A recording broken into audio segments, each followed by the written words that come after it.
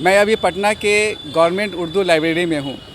इस लाइब्रेरी को डिजिटलाइज़ किया जा रहा है ताकि इसका फ़ायदा ज़्यादा से ज़्यादा लोगों तक पहुँच सके। आइए जानते हैं क्या कुछ हो रहा है।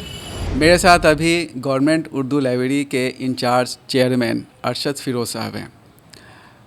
हम इनसे जानना चाहेंगे कि इस लाइब्रेरी की क्या सूरत हाल है और इसको बेहतर बनाने के क्या मंसूबे हैं। सबसे पहले हम आपको ये बात बता दें कि पूरे हिंदुस्तान में गवर्नमेंट उर्दू लाइब्रेरी के नाम पर ये वाहिद अकेली लाइब्रेरी है जो पटना में है। अरशद फ़िरोज़ साहब, ये बताइए कि इस लाइब्रेरी का सालाना बजट क्या है? ये हम लोगों का जो सालाना बजट है उर्दू लाइब्रेरी के लिए ख़ास कर वो लगभग 33 लाख रुपया है। और ऐसे हम लोगों को जो बजट है वो हासिल करने में कोई दुश्वारी नहीं आती है। वो एजुकेशन डिपार्टमेंट से हम लोग को रेगुलरली मिल ही जाता है और किसी ख़ास वजह अगर कभी कोई देर होती है तो वो कोई ऐसा मानी नहीं रखता है, क्योंकि हमको लगभग मिल ही जाता है। और इसमें एक अच्छी खुशी की बात ये है कि जब एलिवेटेड सड़क बनाने का जो बात हुआ था उस वक्त में लाइब्रेरी तोड़ने की बात थी, कुछ हिस्सा इसका तोड़ा जाना था, लेकिन फ़िलहाल तो वो मामला अभी टल गया है। लेकिन इसके बावजूद उसी वक्त में हमने एक प्रपोज़ल रखा था एजुकेशन डिपार्टमेंट में, जो हमारे ACS सर हैं, अपर मुख्य सचिव सर श्री संजय कुमार जी, तो उनकी सहमति से हम लोग लगभग 3 करोड़ रुपये का एक प्रोजेक्ट हासिल कर पाए। और उस प्रोजेक्ट से एक नई यहाँ पर 4 मंजिला इमारत बनाई जाएगी लाइब्रेरी का, और वो उस पोर्शन में जो अभी हम लोग का अनयूटिलाइज्ड लगभग था, वहाँ पर हम लोग 4 मंजिला एक बिल्डिंग बनवाने जा रहे हैं। उसमें सारी तरह के फैसिलिटीज़ होंगे। नीचे में उसमें एक छोटा सा ये भी रहेगा, क्वार्टर रहेगा, स्टाफ क्वार्टर भी है, और टॉयलेट्स का भी इंतज़ाम है, कार पार्किंग का भी इंतज़ाम है।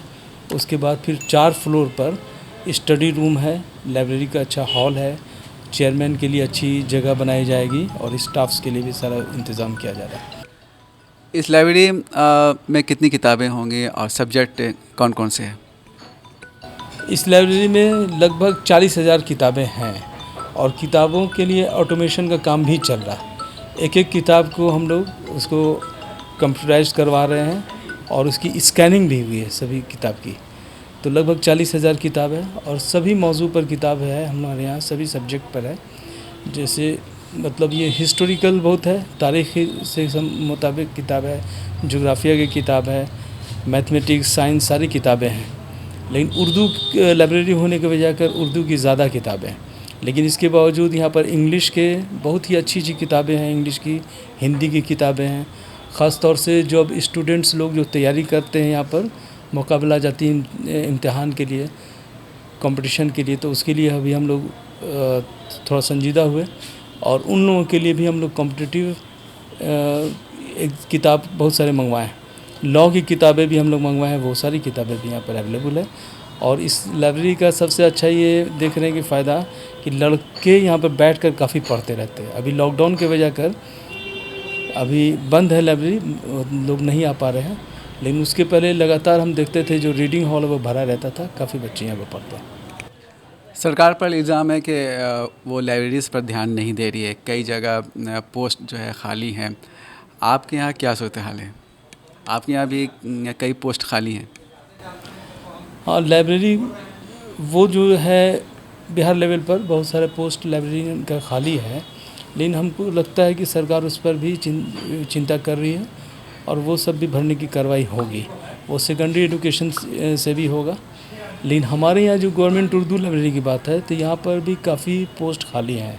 जो पोस्ट वैकेंट है उसके लिए भी रिक्विजिशन हम लोग भेजे हुए हैं अवर सेवा चयन परिषद में, वहाँ से हो सकता है कार्रवाई हो।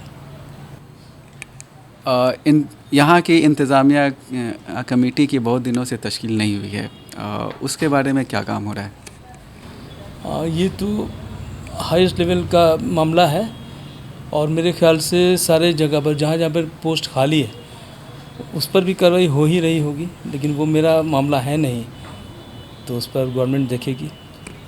सोशल मीडिया के दौर में जबकि नौजवान मोबाइल से जुड़े रहते हैं, अब तो बच्चे भी ऑनलाइन की वजह से टोटली मोबाइल से जुड़ गए हैं। ऐसे में लाइब्रेरी के वजूद पर क्या कोई आप ख़तरा देख रहे हैं? वो एक सोशल मीडिया बहुत ही अच्छा है, उससे लोग तो बहुत फैज़याब होते हैं, लेकिन किताब की अहमियत अपनी अहमियत है। और वैसे हम लोग भी पढ़ाई के ज़माने में भी सुनते थे, किताब को पढ़ना और उसके बाद फिर लिखना, ये जो हमेशा याद रह जाता है। अगर लिख रहे हैं, लिखना और पढ़ना वो चीज़ याद रहता है, बहुत दिनों तक, ज़माने तक याद रहता है। बचपन में जो पढ़ी हुई बात है या लिखी हुई बातें वो याद रहती है, इसलिए किताब का अहमियत ख़त्म नहीं होता। दूसरी बात यह है कि जहाँ तक ये बात आप बोल रहे सोशल मीडिया का ज़माना है, तो ऑटोमेशन का हम लोगों के यहाँ काम चल रहा है, और फिर रेख्ता की तरफ से वो सारी किताबों का स्कैनिंग भी हुआ, जो कि वहाँ से हम लोग हासिल करने के बाद में उसको हम लोग वेबसाइट पर डालेंगे, तो सोशल मीडिया के ज़रिए से उससे बच्चे फैज़याब होंगे। ये थे अरशद फ़िरोज़ साहब, जिन्होंने बताया लाइब्रेरी के बारे में, और इन्होंने उम्मीद ज़ाहिर की कि आने वाले दिनों में सोशल मीडिया की वजह से लाइब्रेरी मुतासिर नहीं होगी, बल्कि एक नए रूप में ये सामने आएगी। कैमरा पर्सन शीश अहमद के साथ मैं सैयद जावेद हसन, बिहार लोक संवाद .net पटना।